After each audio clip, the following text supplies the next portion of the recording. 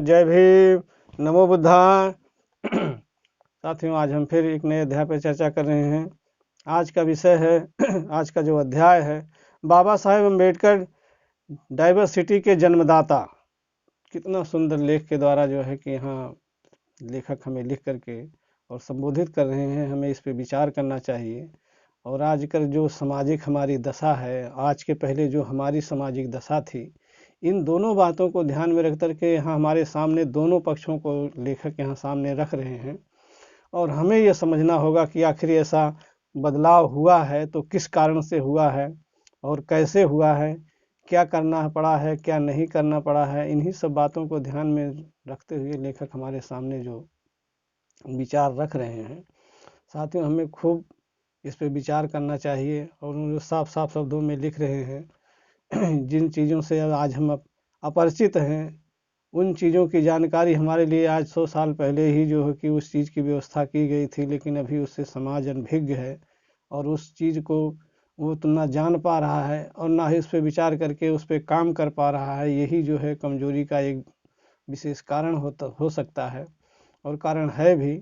तो उसी चीज़ को लेखक आज हमें यहाँ दर्शा करके और खूब सुंदर ढंग से उस पर बिता रहे हैं। जैसा कि उन्होंने पहले ही अपने शीर्षक में, अपने अध्याय में जो है कि उस चीज़ को लिख दिया है कि बाबा साहेब अम्बेडकर जो है वो डाइवर्सिटी के जन्मदाता हैं।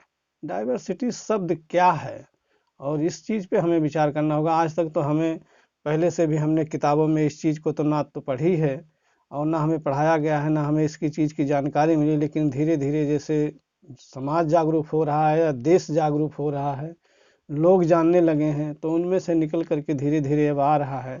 और ये इस परिवर्तन की दिशा और दशा को देखते हुए ये डाइवर्सिटी का क्या महत्व है, उसी के विषय पे जो है कि थोड़ा बहुत चर्चा करते हुए लेखक यहाँ लिख रहे हैं कि पहले की क्या स्थिति थी और अब क्या स्थिति है। इन्हीं दोनों बातों के बीच का ध्यान रखते हुए लेखक आज हमारे लिए लिख रहे हैं और हमें विचार करना चाहिए साथियों। तो आगे लाइनों में लेखक क्या देते हैं, अछूतों के जिस गले में पुरोहितों ने हाड़ी लटकवाई थी, उन गलों में बाबा साहेब अम्बेडकर ने टाई बांध दी। जिस पर पुरोहितों ने कौवे के पंख बांधने को विवश किया था, उन अछूतों के सर पर बाबा साहब ने टोप और हैट पहना दी। जिन हाथों में पुरोहितों ने झाड़ू और टट्टी का टिन दे दिया था, उन हाथों में बाबा साहब अम्बेडकर ने किताब, कलम और कापी पकड़ा दी। जिन अछूतों को पुरोहितों ने शिक्षा से वंचित रखा था, उन्हें बाबा साहब अम्बेडकर ने स्कूल, कॉलेज, यूनिवर्सिटी के साथ विदेश पढ़ने के लिए भेज दिया। बाबा साहब की देन का करिश्मा है कि कल के दुदकारे हुए, अपमानित किए गए अछूत आज डॉक्टर, इंजीनियर हो गए, हेडमास्टर हो गए, मैनेजर हो गए, गवर्नर हो गए, आईएएस, आईपीएस हो गए, राजदूत और हाई कमिश्नर हो गए, कई अच्छे व्यापारी, कारोबारी, उद्यमी भी हो गए। यही डाइवर्सिटी है। सम्मान और बेहतर आर्थोपार्जन की बदौलत दलितों में बहुत से दौलतमंद हो गए। पहले हर परिवार में एक कार होते होते आज किसी परिवार में हर सदस्य की अपनी कार हो गई। यदि बाबा साहेब हमारी ज़िंदगी में नहीं आए होते तो क्या यह संभव था?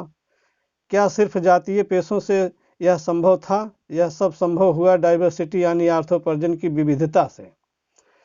ठीक तरीके से डाइवर्सिटी शब्द का अगर हम अर्थ इसको सरल भाषा में जानने की कोशिश करें साथियों, तो यहाँ साफ साफ शब्दों में दिया गया है, अर्थोपार्जन की विविधता, जो धन कमाने की जो किस तरीके से कहें मूल मंत्र है, जो तरीका है, उसको कह रहे हैं विविधता। अर्थोपार्जन के लिए जो विविधता है उसी को हम डाइवर्सिटी शब्द कहते हैं। और इसी डाइवर्सिटी शब्द की जो देन है, इसी के कारण जो है कि बदलाव जो आया है आज समाज में या पूरे देश में, और इससे देश को थोड़ी सी प्रगति भी मिली है।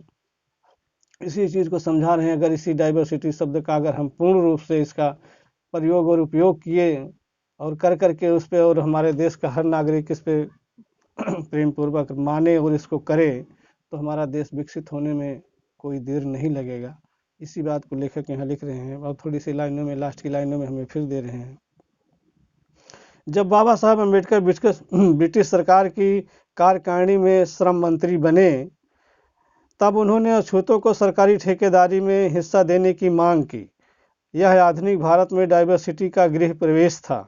बहुजन समाज के लोग डाइवर्सिटी के महत्व को जानें, समझें और अपनाएं। ईस्ट इंडिया कंपनी की तरह दलित इंडिया कंपनी बनानी चाहिए। कई आर्थिक विचारकों का मानना है कि अगर ईस्ट इंडिया कंपनी भारत नहीं आई होती तो भारत आधुनिक नहीं बन पाता। देश में बांधों, सड़कों, रेलों, उद्योगों व कारखानों का जाल नहीं फैल पाता।